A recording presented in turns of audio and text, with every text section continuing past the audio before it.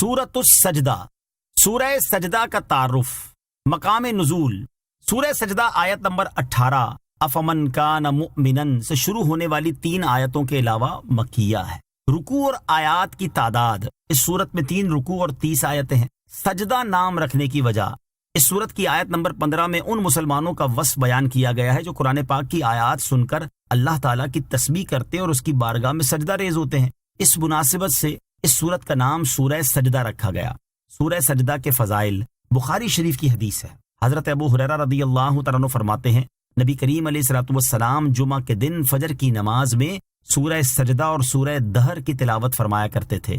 حدیث نمبر 2، ترمذی شریف کی حدیث، حضرت جابر رضی اللہ تعالیٰ عنہ فرماتے ہیں کہ نبی اکرم علیہ الصلوۃ والسلام اس وقت تک نیند نہ فرماتے جب تک سورہ سجدہ اور سورہ ملک کی تلاوت نہ فرما لیتے۔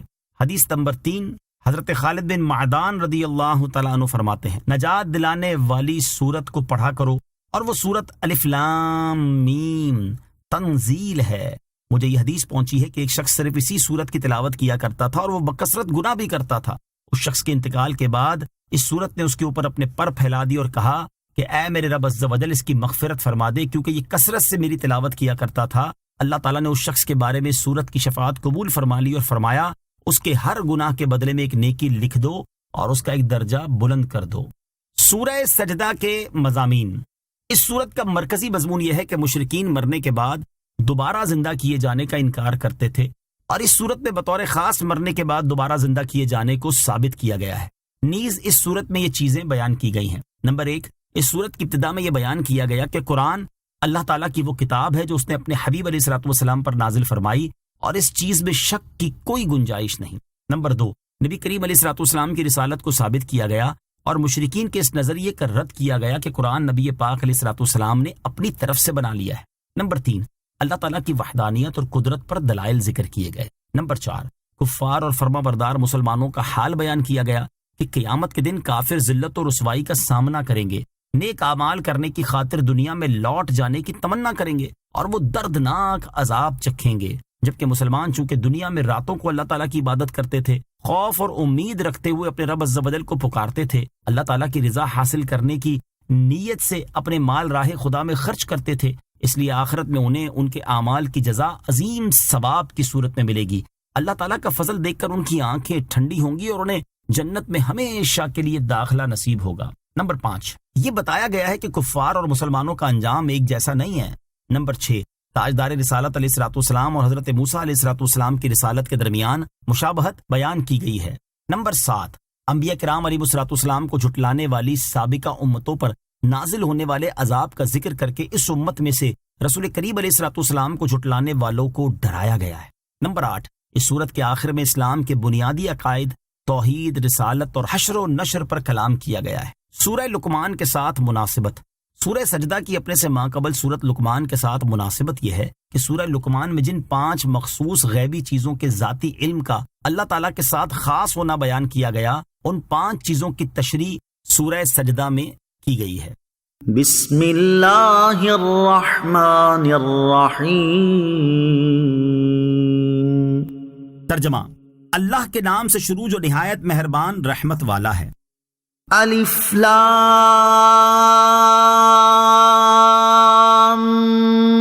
میم، تنزیل الکتاب لا ریب فیہ من رب العالمین۔ ترجمہ، الف لام میم، کتاب کا اتارنا بے شک پروردگار عالم کی طرف سے ہے۔ الف لام میم یہ حروف مقطعات میں سے ایک حرف ہے، اس کی مراد اللہ تعالیٰ ہی بہتر جانتا ہے۔ تنزیل الکتاب، کتاب کا نازل کرنا، اس آیت میں بتایا جا رہا ہے کہ قرآن کریم کو معجزہ بنا کر نازل کرنا رب العالمین عز و جل کی طرف سے ہے، اور اسی وجہ سے اس کے مثل ایک سورت یا چھوٹی سی عبارت بنانے سے عرب کے تمام فصیح و بلیغ لوگ عاجز رہ گئے۔ ام یقولون افتراہ بل هو الحق من ربك لتنذر قوما ما أتاهم من نذير من قبلك لعلهم يهتدون۔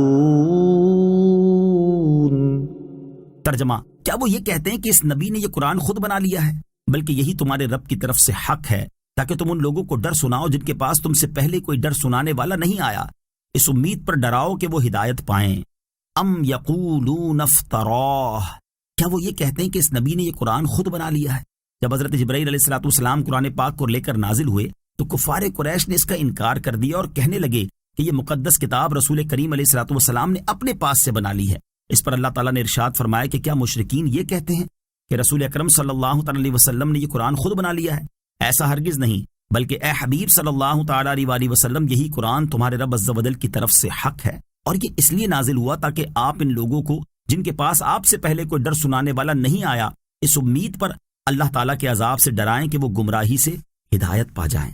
اس آیت میں جو بیان ہوا کہ جن کے پاس تم سے پہلے کوئی ڈر سنانے والا نہیں آیا، ان لوگوں سے مراد زمانہ فطرت کے لوگ ہیں۔ اہل عرب کے لیے اس زمانے کی مدت حضرت اسماعیل علیہ الصلوۃ والسلام سے لے کر رسول اکرم علیہ الصلوۃ والسلام تک تھی، اور ان کے علاوہ دیگر لوگوں کے لیے وہ زمانہ حضرت عیسیٰ علیہ الصلوۃ والسلام کے بعد سے حضور سید المرسلین صلی اللہ تعالی علیہ وسلم کی بعثت تک تھا کہ اس زمانے میں اللہ تعالیٰ کی طرف سے کوئی رسول نہیں آیا۔ حضرت عیسیٰ علیہ الصلوۃ والسلام کے بعد دنیا میں نبی کریم علیہ الصلوۃ والسلام کے علاوہ کسی نبی کے تشریف نہ لانے کی صراحت اس حدیث پاک میں بھی موجود ہے۔ چنانچہ حضرت ابو ہریرہ رضی اللہ تعالیٰ عنہ سے روایت ہے، حضور سید المرسلین صلی اللہ تعالی علیہ وسلم نے ارشاد فرمایا، میں دنیا اور آخرت میں حضرت عیسیٰ بن مریم علیہ الصلوۃ والسلام کے سب سے زیادہ نزدیک ہوں۔ صحابہ کرام نے عرض کی، یا رسول اللہ صلی اللہ تعالی علیہ وآلہ وسلم، کس طرح؟ ارشاد فرمایا، سارے انبیاء علیہ الصلوۃ والسلام علاتی بھائی ہیں جن کی مائیں یعنی فروعی احکام الگ الگ ہیں، اور ان کا دین یعنی اصولی عقائد ایک ہے، اور میرے اور حضرت عیسیٰ علیہ الصلوۃ والسلام کے درمیان کوئی نبی نہیں۔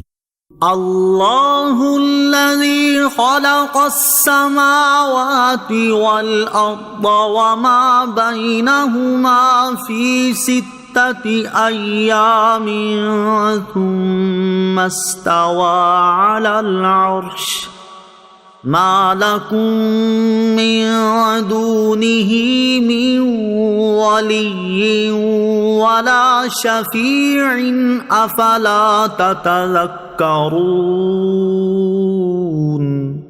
ترجمہ، اللہ ہی ہے جس نے آسمان اور زمین اور جو کچھ ان کے بیچ میں ہے سب کچھ 6 دن میں بنایا، پھر عرش پر استوا فرمایا جیسا اس کی شان کے لائق ہے، اس کے علاوہ تمہارا کوئی مددگار نہیں اور نہ کوئی سفارش کرنے والا ہے، تو کیا تم نصیحت حاصل نہیں کرتے؟ اللہ الذی خلق السماوات والارض، اللہ ہی ہے جس نے آسمان اور زمین کو بنایا۔ یہاں سے اللہ تعالیٰ نے اپنی وحدانیت اور قدرت کے دلائل بیان فرمائے ہیں۔ یاد رہے کہ آسمان و زمین اور جو کچھ ان کے درمیان ہے اسے 6 دن میں بنانے اور اپنی شان کے لائق عرش پر استوا فرمانے کی تفصیل سورہ اعراف آیت نمبر 54 کے تحت تفسیر میں گزر چکی ہے، اور جن 6 دنوں میں دنیا بنائی ان کی تفصیل سے متعلق یہاں ایک حدیث پاک سماعت کیجیے۔ چنانچہ مسلم شریف کی حدیث ہے، حضرت ابو ہریرہ رضی اللہ تعالیٰ عنہ فرماتے ہیں، حضور اقدس صلی اللہ تعالی علیہ وآلہ وسلم نے میرا ہاتھ پکڑ کر ارشاد فرمایا، اللہ تعالیٰ نے زمین کو ہفتے کے دن پیدا فرمایا، اور اتوار کے دن زمین میں پہاڑوں کو پیدا کیا، اور پیر کے دن درختوں کو پیدا کیا، اور منگل کے دن ناپسندیدہ چیزوں کو پیدا کیا، اور بدھ کے دن نور کو پیدا کیا، اور جمعرات کے دن زمین پر چلنے والے جانداروں کو پیدا کیا، اور تمام مخلوق کے آخر میں حضرت آدم علیہ السلام کو جمعہ کے دن اس کی ساعات میں سے آخری ساعت میں عصر کے بعد سے رات کے وقت کے درمیان پیدا کیا۔ ما لکم من دونہ من ولی ولا شفیع، اس کے علاوہ تمہارا کوئی مددگار نہیں اور نہ کوئی سفارش کرنے والا ہے۔ یعنی اے گروہ کفار، اگر تم اللہ تعالیٰ کی خوشنودی کی راہ یعنی اسلام اختیار نہ کرو گے اور ایمان نہ لاؤ گے تو نہ تمہیں کوئی مددگار ملے گا جو تمہاری مدد کر سکے، نہ کوئی شفیع جو تمہاری شفاعت کرے، تو کیا تم اللہ تعالیٰ کی طرف سے کی گئی نصیحتوں سے نصیحت حاصل نہیں کرتے؟ يدبر الأمر من السماء إلى الأرض ثم يعرج إليه في يوم كان مقداره 1000 سنة مما تعدون۔ ترجمہ، وہ آسمان سے زمین تک ہر کام کی تدبیر فرماتا ہے، پھر ہر کام اس دن میں اسی کی طرف رجوع کرے گا جس کی مقدار تمہاری گنتی سے 1000 سال ہے۔ یدبر الامر من السماء الى الارض، وہ آسمان سے زمین تک ہر کام کی تدبیر فرماتا ہے، یعنی اللہ تعالیٰ قیامت تک ہونے والے دنیا کے تمام کاموں کی اپنے حکم، امر اور اپنے قضاء و قدر سے تدبیر فرماتا ہے۔ پھر دنیا کے فنا ہو جانے کے بعد اس دن امر و تدبیر یعنی بندوں کو حاصل ظاہری تصرف بھی اللہ تعالیٰ کے پاس منتقل ہو جائے گا، جس کی مقدار دنیا کے ایام کے حساب سے 1000 سال ہے، اور وہ دن روز قیامت ہے۔ قیامت کے دن کی درازی، یاد رہے کہ قیامت کے دن کی درازی بعض کافروں کے لیے 1000 برس کے برابر ہوگی اور بعض کے لیے 50,000 برس کے برابر، جیسا کہ سورہ معارج میں ہے، تعرج الملائکۃ والروح الیہ فی یوم کان مقدارہ 50,000 سنہ۔ ترجمہ، فرشتے اور جبریل اس کی بارگاہ کی طرف چڑھتے ہیں، وہ عذاب اس دن ہوگا جس کی مقدار 50,000 سال ہے، اور مومن پر یہ دن ایک فرض نماز کے وقت سے بھی ہلکا ہوگا جو دنیا میں پڑھتا تھا، جیسا کہ حضرت ابو سعید خدری رضی اللہ تعالی عنہ سے روایت ہے، حضور اقدس صلی اللہ تعالی علیہ وآلہ وسلم نے ارشاد فرمایا، اس ذات کی قسم جس کے قبضہ قدرت میں میری جان ہے، قیامت کے دن مومن پر ہلکا ہوگا، حتیٰ کہ اس فرض نماز سے بھی زیادہ ہلکا ہوگا جو مومن دنیا میں پڑھا کرتا تھا۔ ذَلِكَ عَالِمُ الْغَيْبِ وَالشَّهَادَةِ الْعَزِيزُ الرَّحِيمُ۔ ترجمہ، یہ ہے اللہ ہر پوشیدہ اور کھلی ہوئی بات کو جاننے والا، عزت والا، رحمت والا۔ ذَلِكَ عَالِمُ الْغَيْبِ وَالشَّهَادَةِ، یہ ہے اللہ ہر پوشیدہ اور کھلی ہوئی بات کو جاننے والا۔ اس سے پہلی آیت میں اللہ تعالیٰ نے بیان فرمایا کہ وہ آسمان سے زمین تک ہر کام کی تدبیر فرماتا ہے، اور اس آیت میں بیان فرمایا کہ اے لوگو، اللہ تعالیٰ ان تمام چیزوں کو جاننے والا ہے جو تمہاری نظروں سے پوشیدہ ہیں، اور ان چیزوں کو بھی جاننے والا ہے جن کا تم مشاہدہ کر سکتے ہو، اور جو کوئی اللہ تعالیٰ کے ساتھ کفر کرے اور اس کے غیر کو اس کا شریک ٹھہرائے اور اس کے رسولوں کو جھٹلائے تو اللہ تعالیٰ اسے سزا دینے پر قدرت رکھتا ہے، اور جو اپنی گمراہی سے توبہ کر لے، اللہ تعالیٰ اور اس کے رسولوں پر ایمان لے آئے اور نیک اعمال بجا لائے تو اللہ تعالیٰ اس کی توبہ قبول فرما کر رحمت فرمانے والا ہے۔ الذي احسن كل شيء خلقه وبدأ خلق الانسان من طين ثم جعل نسله من سلالة من ماء مهين ثم سواه ونفخ فيه من روحه وجعل لكم السمع والأبصار والأفئدة قليلا ما تشكرون۔ ترجمہ، وہ جس نے جو چیز بنائی خوب بنائی اور انسان کی پیدائش کی ابتدا مٹی سے فرمائی، پھر اس کی نسل ایک بے قدر پانی کے خلاصے سے بنائی، پھر اسے ٹھیک بنایا اور اس میں اپنی طرف کی روح پھونکی، اور تمہارے کان اور آنکھیں اور دل بنائے، تم بہت تھوڑا شکر ادا کرتے ہو۔ الذی احسن کل شیء خلقہ، وہ جس نے جو چیز بنائی خوب بنائی۔ اس آیت اور اس کے بعد والی 2 آیات میں اللہ تعالیٰ نے اپنی مزید صفات بیان کرتے ہوئے فرمایا کہ اس نے جو چیز بھی بنائی وہ حکمت کے تقاضے کے عین مطابق بنائی ہے۔ ہر جاندار کو وہ صورت دی جو اس کے معاش کے لیے بہتر ہے، اور اس کو ایسے اعضاء عطا فرمائے جو اس کے معاش کے لیے مناسب ہیں، اور اللہ تعالیٰ نے حضرت آدم علیہ السلام کو مٹی سے بنا کر انسان کی پیدائش کی ابتدا مٹی سے فرمائی، پھر ان کی نسل ایک بے قدر پانی کے خلاصے یعنی نطفے سے بنائی، پھر اسے مکمل درست بنایا اور اس میں اپنی طرف کی روح پھونکی، اور اس کو بے حس بے جان ہونے کے بعد حساس اور جاندار کیا، اور تمہارے کان، آنکھیں اور دل بنائے تاکہ تم سنو، دیکھو اور سمجھو، اور تمہارا حال یہ ہے کہ ان عظیم نعمتوں کے مقابلے میں تم رب تعالیٰ کا بہت تھوڑا شکر ادا کرتے ہو۔ وَقَالُوا أَإِذَا ضَلَلْنَا فِي الْأَرْضِ أَإِنَّا لَفِي خَلْقٍ جَدِيدٍ بَلْ هُمْ بِلِقَاءِ رَبِّهِمْ كَافِرُونَ۔ ترجمہ، اور انہوں نے کہا کہ جب ہم مٹی میں گم ہو جائیں گے تو کیا پھر نئے سرے سے پیدا کیے جائیں گے؟ بلکہ وہ اپنے رب کی ملاقات کے منکر ہیں۔ وقالوا، اور انہوں نے کہا۔ قیامت کے بارے میں کفار جس شبے میں مبتلا تھے یہاں اس کا ذکر کیا جا رہا ہے۔ چنانچہ ارشاد فرمایا کہ مرنے کے بعد اٹھنے کا انکار کرنے والے کہتے ہیں کہ کیا جب ہم مٹی میں مل کر خاک ہو جائیں گے اور ہمارے اجزاء مٹی سے ممتاز نہ رہیں گے تو ہم پھر نئے سرے سے پیدا کیے جائیں گے؟ ان کا رد کرتے ہوئے اللہ تعالیٰ نے ارشاد فرمایا کہ یہ کفار صرف اللہ تعالیٰ کی قدرت کے ہی منکر نہیں بلکہ وہ موت کے بعد اٹھنے اور زندہ کیے جانے کا انکار کر کے اس انتہا تک پہنچ گئے ہیں کہ عاقبت کے تمام امور کے منکر ہیں، حتیٰ کہ رب عز و جل کے حضور حاضر ہونے کا بھی انکار کرتے ہیں۔ قل يتوفاكم ملك الموت الذي وكل بكم ثم إلى ربكم ترجعون۔ ترجمہ، تم فرماؤ تمہیں موت کا فرشتہ وفات دیتا ہے جو تم پر مقرر ہے، پھر تم اپنے رب کی طرف واپس کیے جاؤ گے۔ قل یتوفاکم ملک الموت، تم فرماؤ تمہیں موت کا فرشتہ وفات دیتا ہے۔ اس فرشتے کا نام حضرت عزرائیل علیہ السلام ہے، اور وہ اللہ تعالیٰ کی طرف سے روحیں قبض کرنے پر مقرر ہیں۔ اپنے کام میں کچھ غفلت نہیں کرتے، اور جس کی موت کا وقت آ جاتا ہے بلا تاخیر اس کی روح قبض کر لیتے ہیں۔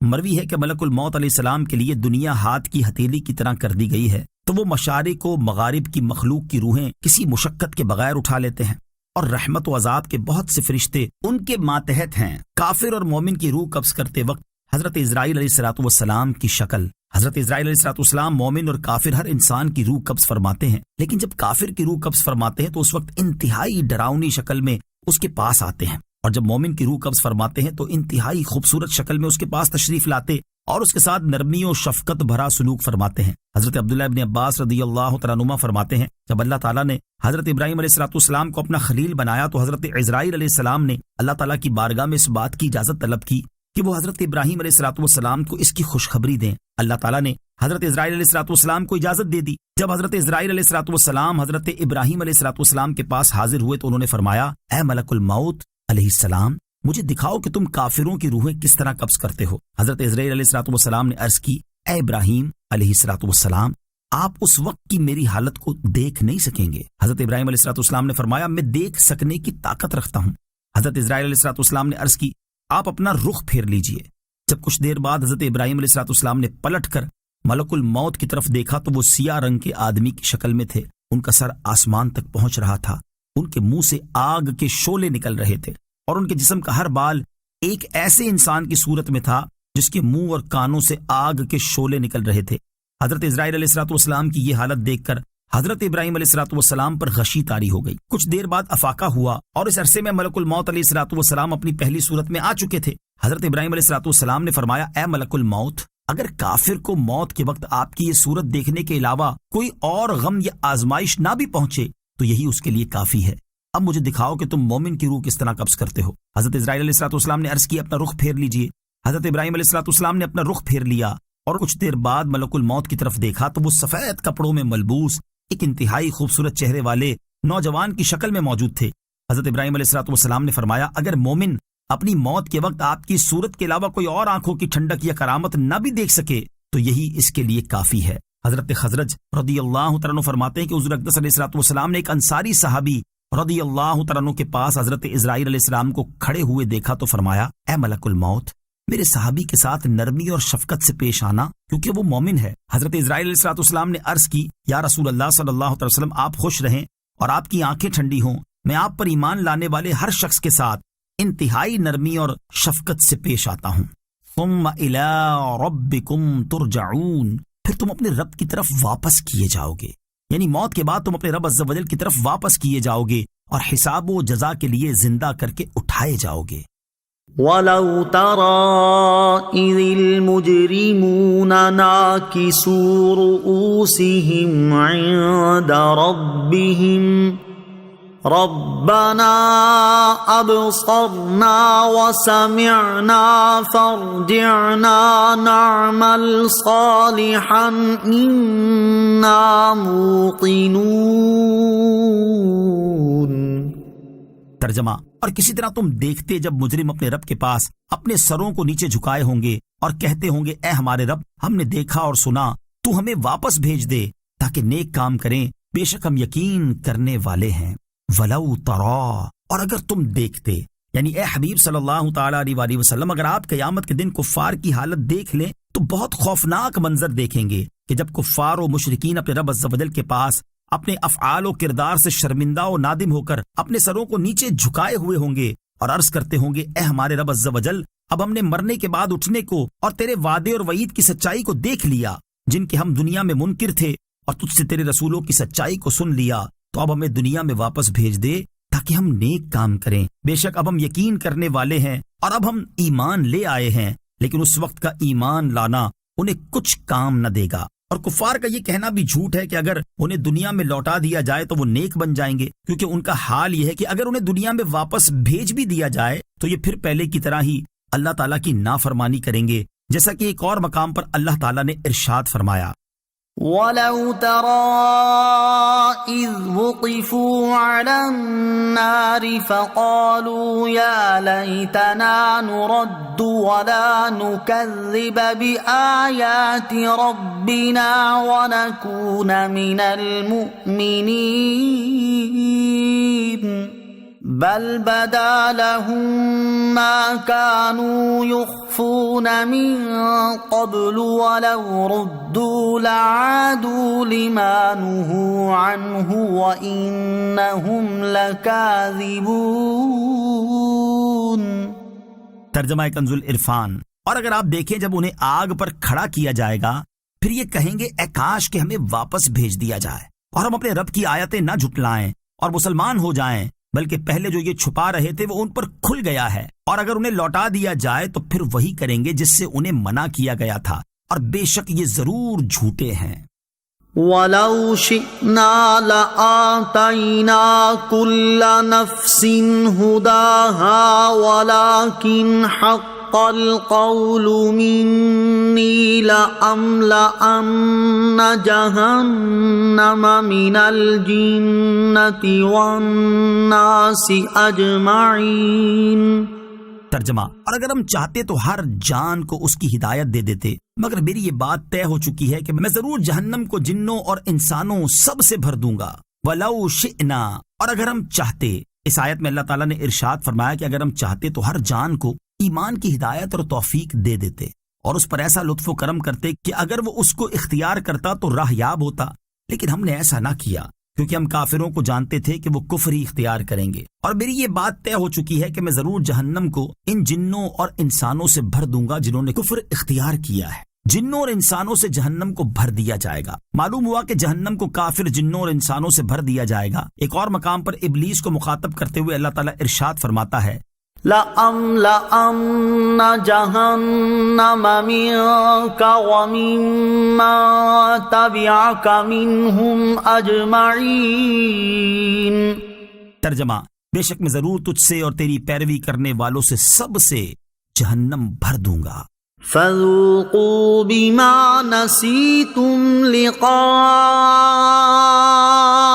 يَوْمِكُمْ هَذَا إِنَّا نَسِينَاكُمْ وَذُوقُوا عَذَابَ الْخُلْدِ بِمَا كُنتُمْ تَعْمَلُونَ.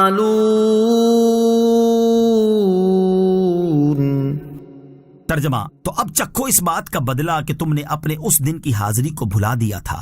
بے شک ہم نے تمہیں چھوڑ دیا اور اپنے اعمال کے بدلے میں ہمیشہ کے عذاب کا مزہ چکھو.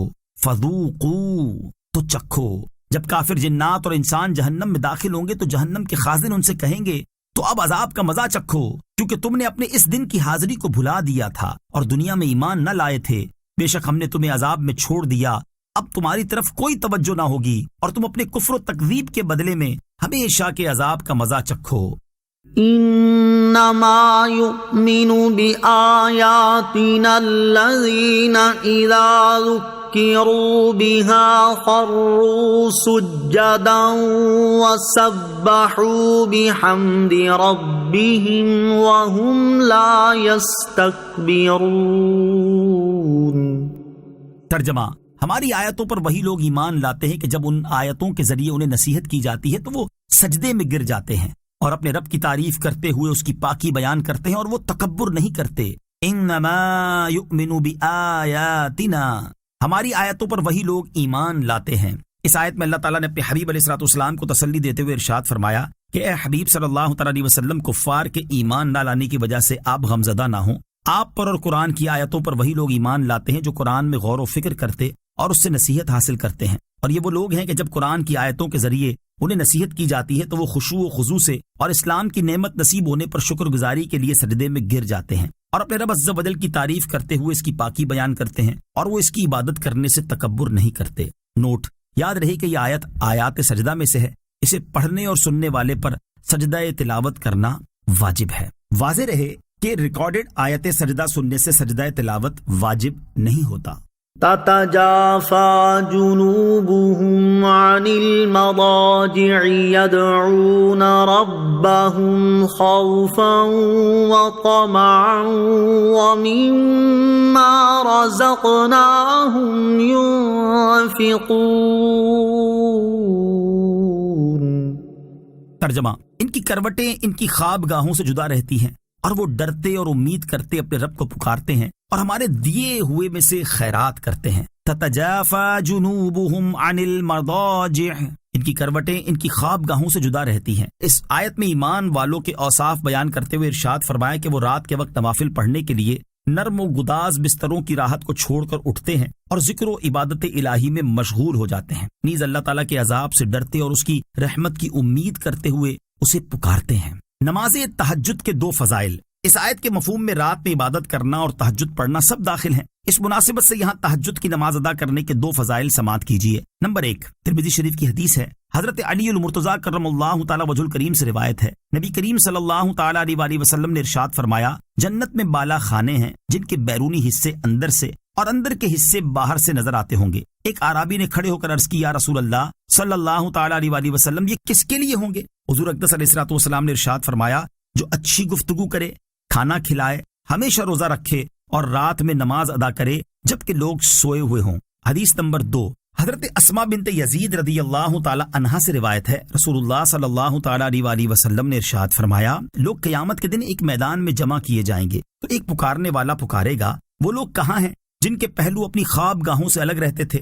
چنانچہ وہ لوگ کھڑے ہو جائیں گے اور وہ تھوڑے ہوں گے اور وہ جنت میں بغیر حساب داخل ہوں گے۔ پھر باقی تمام لوگوں کو حساب کی جگہ کی طرف جانے کا حکم دیا جائے گا۔ وَمِمَّا رَزَقْنَاهُمْ يُنْفِقُونَ، اور ہمارے دیے ہوئے میں سے خرچ کرتے ہیں۔ یعنی ایمان والوں کا ایک وصف یہ ہے کہ ہم نے انہیں جو مال عطا کیا ہے اس میں سے وہ نیکی اور بھلائی کے کاموں میں خرچ کرتے ہیں۔ زائد مال راہ خدا میں خرچ کرنے کی فضیلت۔ حضرت ابو عبیدہ بن جراح رضی اللہ تعالی عنہ فرماتے ہیں، میں نے رسول پاک علیہ الصلوۃ والسلام کو ارشاد فرماتے ہوئے سنا کہ جس نے اپنا زائد مال راہ خدا میں خرچ کیا تو اس کے لیے 700 گنا اجر ہے، اور جس نے اپنی جان اور اپنے اہل و عیال پر خرچ کیا یا کسی مریض کی عیادت کی یا اذیت دینے والی چیز کو ہٹایا تو اس کے لیے 10 گنا اجر ہے۔ فلا تعلم نفس ما اخفي لهم من قرة اعين جزاء بما كانوا يعملون۔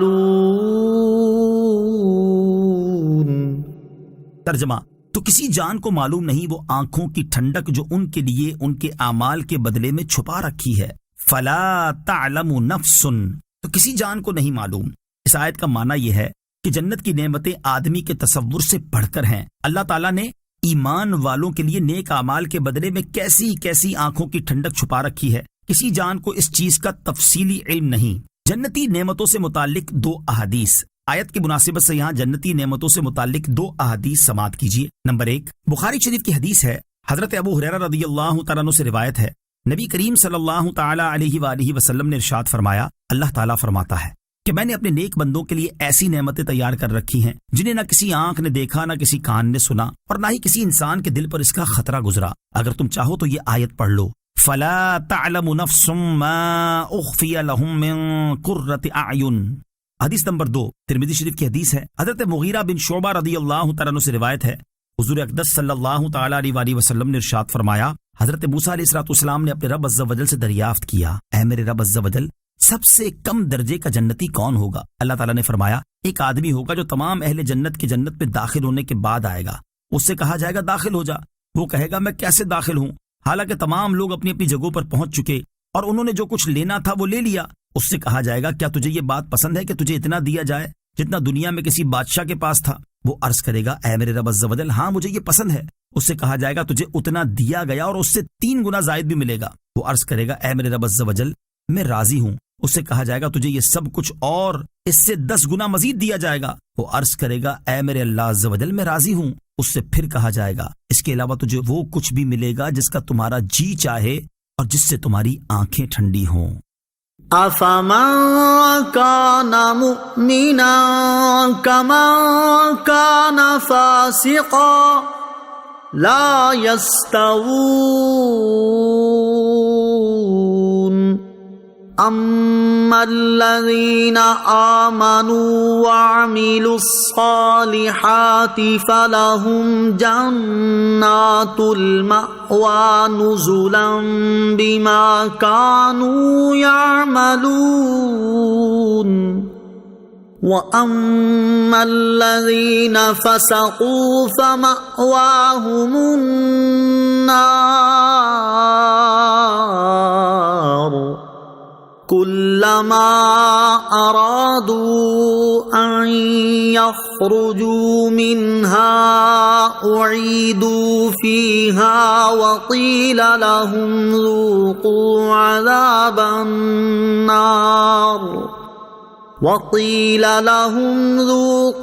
عَذَابَ النَّارِ الَّذِي كُنتُم بِهِ تُكَذِّبُونَ۔ ترجمہ: تو کیا جو ایمان والا ہے وہ اس جیسا ہو جائے گا جو نافرمان ہے؟ یہ برابر نہیں ہے۔ بہرحال جو ایمان لائے اور انہوں نے اچھے کام کیے تو ان کے لیے ان کے اعمال کے بدلے میں مہمانی کے طور پر رہنے کے باغات ہیں، اور وہ جو نافرمان ہوئے تو ان کا ٹھکانہ آگ ہے۔ جب کبھی اس میں سے نکلنا چاہیں گے تو پھر اسی میں پھیر دیے جائیں گے، اور ان سے کہا جائے گا اس آگ کا عذاب چکھو جسے تم جھٹلاتے تھے۔ افمن کان مؤمنا، تو کیا جو ایمان والا ہے، یعنی دنیاوی مال و اسباب اور تیز تراری، مال و دولت، قوت و طاقت جن پر لوگ ناز کرتے ہیں، حقیقت میں تعریف کے قابل نہیں۔ انسان کا فضل و شرف ایمان اور تقوی میں ہے۔ جسے یہ دولت نصیب نہیں وہ انتہا درجے کا ناکارہ ہے، لہذا کافر و مومن آپس میں برابر نہیں ہو سکتے۔ اما الذین آمنوا، بہرحال جو ایمان لائے۔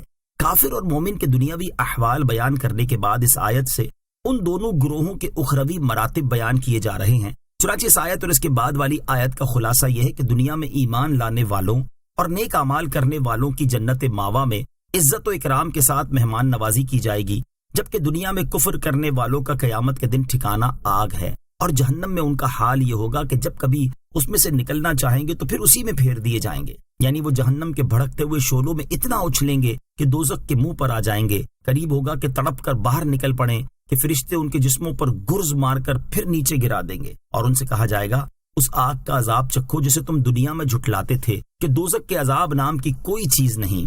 وَلَنُذِيقَنَّهُم مِّنَ الْعَذَابِ الْأَدْنَىٰ دُونَ الْعَذَابِ الْأَكْبَرِ لَعَلَّهُمْ يَرْجِعُونَ۔ ترجمہ: اور ضرور ہم انہیں بڑے عذاب سے پہلے قریب کا عذاب چکھائیں گے جسے دیکھنے والا کہے امید ہے کہ یہ لوگ باز آ جائیں گے۔ وَلَنُذِيقَنَّهُمْ، اور ضرور ہم انہیں چکھائیں گے۔ اس سے پہلی آیت میں کفار کو اخروی عذاب کی وعید سنائی گئی، اور یہاں فرمایا جا رہا ہے کہ جس عذاب کی وعید سنائی وہ تو قیامت کے دن ہوگا، لیکن اس سے پہلے ہم کافروں کو دنیا کا عذاب ضرور چکھائیں گے جو آخرت کے مقابلے میں قریب اور اخروی عذاب سے کم ہے، تاکہ اس عذاب کو دیکھ کر وہ اپنے کفر اور نافرمانی سے توبہ کریں اور ایمان لے آئیں۔ ادنا یعنی قریبی عذاب سے مراد دنیا کے مصائب، آفات اور بیماریاں ہیں جن میں بندوں کو اس لیے مبتلا کیا جاتا ہے تاکہ وہ توبہ کر لیں۔ کفار مکہ کے ساتھ بھی اسی طرح ہوا کہ وہ امراض و مصائب میں گرفتار ہوئے، 7 برس قحط کی ایسی سخت مصیبت میں مبتلا رہے کہ ہڈیاں، مردار اور کتے تک کھا گئے، اور غزوہ بدر میں قتل اور گرفتار بھی ہوئے۔ وَمَنْ أَظْلَمُ مِمَّنْ ذُكِّرَ بِآيَاتِ رَبِّهِ ثُمَّ أَعْرَضَ عَنْهَا اِنَّا مِنَ الْمُجْرِمِينَ مُنْتَقِمُونَ۔ ترجمہ: اور اس سے بڑھ کر ظالم کون جسے اس کے رب کی آیتوں کے ذریعے نصیحت کی جائے پھر بھی وہ ان سے منہ پھیر لے؟ بے شک ہم مجرموں سے انتقام لینے والے ہیں۔ ومن اظلم، اور اس سے بڑھ کر ظالم کون؟ جھٹلانے والوں کا تفصیلی حال بیان کرنے کے بعد یہاں ان کا اجمالی حال بیان کیا جا رہا ہے کہ اس سے بڑھ کر ظالم کون ہے جسے اس کے رب عز و جل کی آیتوں کے ذریعے نصیحت کی جائے پھر بھی وہ ان سے منہ پھیر لے اور آیات میں غور و فکر نہ کرے اور ان کی وضاحت و ارشاد سے فائدہ نہ اٹھائے اور ایمان قبول نہ کرے، بے شک ہم مجرموں سے انتقام لینے والے ہیں، تو اس شخص کا حال کیا ہوگا جو سب سے بڑھ کر ظالم اور سب سے بڑا مجرم ہے۔ مجرم کون؟ حضرت معاذ بن جبل رضی اللہ تعالیٰ عنہ سے روایت ہے، سرکار دو عالم صلی اللہ تعالیٰ علیہ وسلم نے ارشاد فرمایا، جس نے یہ 3 کام کیے وہ مجرم ہے۔ نمبر 1، جس نے ناحق جھنڈا باندھا، یعنی ایسے شخص کے ساتھ لڑائی کرنے کے لیے جھنڈا باندھا جس کے ساتھ لڑنا اس کے لیے جائز نہ تھا۔ نمبر 2، جس نے والدین کی نافرمانی کی۔ نمبر 3، جو ظالم کے ساتھ اس لیے چلا تاکہ اس کی مدد کرے تو وہ مجرم ہے۔ اور اللہ تعالیٰ ارشاد فرماتا ہے، اِنَّا مِنَ الْمُجْرِمِينَ مُنْتَقِمُونَ، ترجمہ، بے شک ہم مجرموں سے انتقام لینے والے ہیں۔ لہٰذا جو شخص بھی ان 3 جرموں میں سے کسی کا مرتکب ہے تو اسے چاہیے کہ اپنے جرم سے باز آ جائے، ورنہ یاد رکھے کہ اللہ تعالیٰ مجرموں سے انتقام لینے والا ہے۔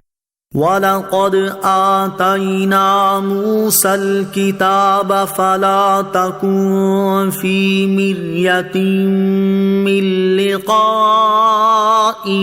وَجَعَلْنَاهُ هُدًى لِّبَنِي إِسْرَائِيلَ۔ ترجمہ، اور بے شک ہم نے موسیٰ کو کتاب عطا فرمائی تو تم اس کے ملنے میں شک نہ کرو، اور ہم نے اسے بنی اسرائیل کے لیے ہدایت بنایا۔ وَلَقَدْ آتَيْنَا مُوسَى الْكِتَابَ، اور بے شک ہم نے موسیٰ کو کتاب عطا فرمائی۔ ارشاد فرمایا کہ بے شک ہم نے حضرت موسیٰ علیہ السلام کو کتاب تورات عطا فرمائی تو تم اس کے ملنے میں شک نہ کرو۔ یہ معنی ہے کہ حضرت موسیٰ علیہ السلام سے آپ کی جو ملاقات ہوئی اس میں شک نہ کرنا۔ چنانچہ شب معراج نبی پاک علیہ السلام کی حضرت موسیٰ سے ملاقات ہوئی، جیسا کہ احادیث میں وارد ہے، اور ان میں سے ایک حدیث یہ ہے، چنانچہ حضرت عبداللہ ابن عباس رضی اللہ تعالی عنہما سے روایت ہے، اور یہ بخاری شریف کی حدیث ہے، حضور پر نور صلی اللہ تعالی علیہ وآلہ وسلم نے ارشاد فرمایا، معراج کی رات میں نے حضرت موسیٰ علیہ السلام کو دیکھا کہ وہ گندمی رنگ، دراز قد اور گھنگریالے بالوں والے ہیں، گویا کہ وہ قبیلہ شنوعہ کے ایک فرد ہیں۔ وَجَعَلْنَاهُ هُدًى، اور ہم نے اسے ہدایت بنایا۔ اس کا ایک معنی یہ ہے کہ ہم نے حضرت موسیٰ علیہ السلام کو بنی اسرائیل کے لیے ہدایت بنایا، دوسرا معنی یہ ہے کہ ہم نے تورات کو بنی اسرائیل کے لیے ہدایت بنایا۔ وَجَعَلْنَا مِنْهُمْ أَئِمَّةً يَهْدُونَ بِأَمْرِنَا لَمَّا صَبَرُوا وَكَانُوا بِآيَاتِنَا يُوقِنُونَ۔ إِنَّ رَبَّكَ هُوَ يَفْصِلُ بَيْنَهُمْ يَوْمَ الْقِيَامَةِ فِيمَا كَانُوا فِيهِ يَخْتَلِفُونَ۔ ترجمہ، اور جب بنی اسرائیل نے صبر کیا تو ہم نے ان میں سے کچھ لوگوں کو امام بنا دیا جو ہمارے حکم سے رہنمائی کرتے تھے اور وہ ہماری آیتوں پر یقین رکھتے تھے۔ بے شک تمہارا رب قیامت کے دن ان میں اس بات کا فیصلہ کر دے گا جس میں وہ اختلاف کرتے تھے۔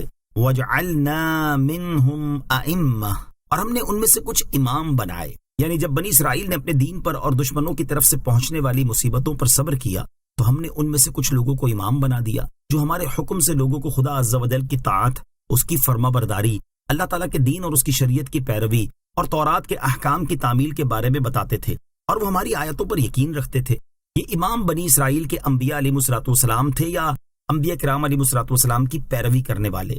صبر کا ثمرہ اور اس کی فضیلت، اس آیت سے معلوم ہوا کہ صبر کا ثمرہ اپنی نوعیت کے اعتبار سے بعض اوقات یہ بھی ہوتا ہے کہ صبر کرنے والے کو امامت اور پیشوائی نصیب ہو جاتی ہے۔ صبر کے بارے میں حضرت ابو ہریرہ رضی اللہ تعالیٰ عنہ سے روایت ہے، نبی اکرم علیہ السلام نے ارشاد فرمایا، بندے کو صبر سے زیادہ کوئی بھلائی عطا نہیں کی گئی، لہذا جس پر کوئی آفت یا مصیبت آئی ہو یا وہ کسی پریشانی کا شکار ہو تو اسے چاہیے کہ اس پر صبر کرے اور اللہ تعالیٰ کی رضا پر راضی رہے۔ ان ربک هو یفصل بینہم، بے شک تمہارا رب ان میں فیصلہ کر دے گا، یعنی اللہ تعالیٰ قیامت کے دن انبیاء کرام علیہ السلام میں اور ان کی امتوں میں یا مومنین اور مشرکین کے درمیان دینی امور میں سے اس بات کا فیصلہ کر دے گا جس میں وہ اختلاف کرتے تھے، اور حق و باطل والوں کو جدا جدا ممتاز کر دے گا۔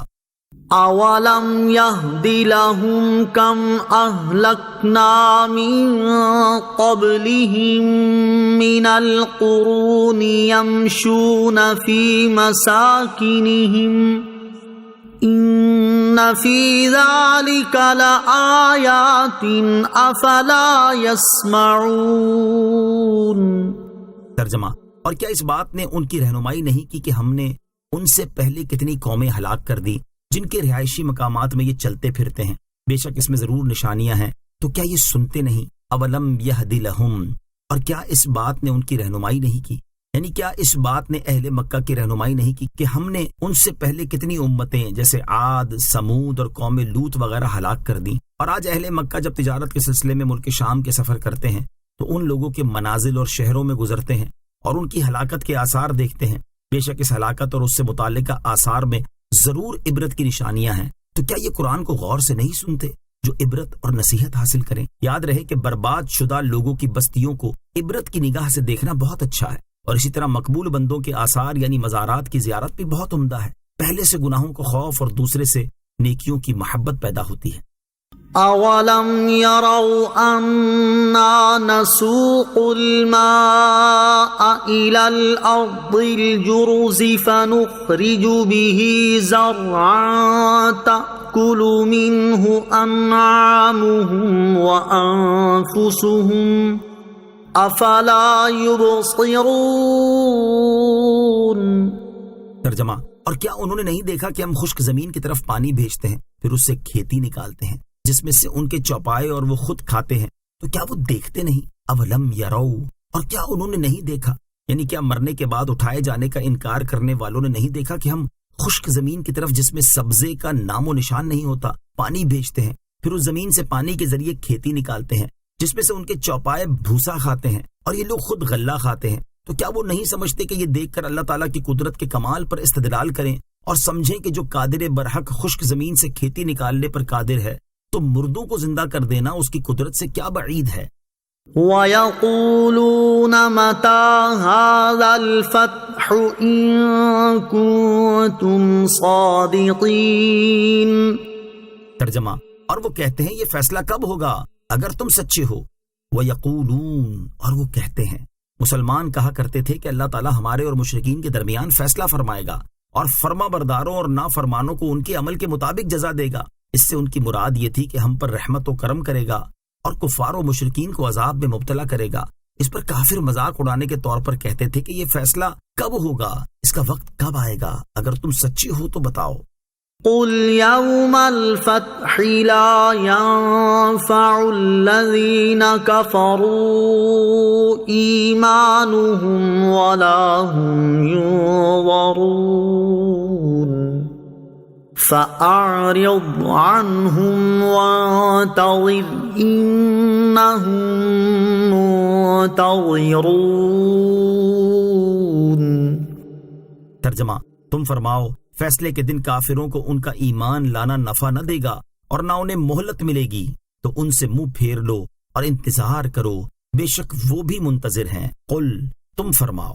اس آیت کی ایک تفسیر یہ ہے کہ اے حبیب صلی اللہ تعالی علیہ وآلہ وسلم، آپ ان کافروں سے فرما دیں کہ فیصلے کے دن جب ان پر اللہ تعالیٰ کا عذاب نازل ہوگا تو نہ ہی انہیں توبہ کرنے یا معذرت کرنے کی مہلت نصیب ہوگی اور نہ اس وقت کافروں کا ایمان لانا انہیں کوئی نفع دے گا۔ یعنی مرنے کے بعد حق واضح ہو جانے پر اگر وہ ایمان لے بھی آئے تو یہ انہیں نفع نہ دے گا۔ اس صورت میں فیصلے کے دن سے مراد غزوہ بدر کا دن ہے جس میں کافر قتل ہوئے۔ دوسری تفسیر یہ ہے کہ اے حبیب صلی اللہ تعالی علیہ وسلم، آپ ان کافروں سے فرما دیں کہ تم جلدی نہ مچاؤ اور نہ ہی اس کا مذاق اڑاؤ، کیونکہ جب فیصلے کا دن آئے گا تو اس وقت کافروں کا ایمان لانا انہیں کوئی نفع نہ دے گا اور نہ انہیں توبہ و معذرت کی مہلت ملے گی۔ اس صورت میں فیصلے کے دن سے مراد قیامت کا دن ہے۔ فَأَعْرِضْ عَنْهُمْ، تو ان سے منہ پھیر لو، یعنی اے حبیب صلی اللہ تعالی علیہ وسلم، آپ فیصلے کے بارے میں جلدی مچانے والے مشرکین سے منہ پھیر لیں اور ان پر عذاب نازل ہونے کا انتظار کریں، بے شک وہ بھی انتظار کر رہے ہیں۔